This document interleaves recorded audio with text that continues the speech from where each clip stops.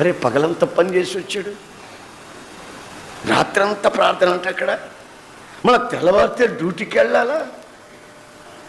ఇవి ఏమిట్రా, ఈ భక్తి ఏమిటి, ఈ ప్రార్థనలు ఏమిటి వీళ్ళకి?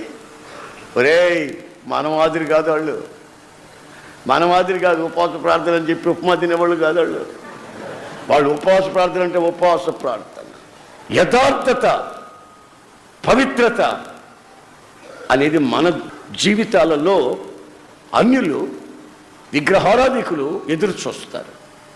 అప్పుడు నీ నడక, నీ పడక, నీ ప్రవర్తన, నీ నోటి మాట, అవన్నీ వాళ్ళు ఒక్కసారి గుర్తుపడతా ఉంటారు.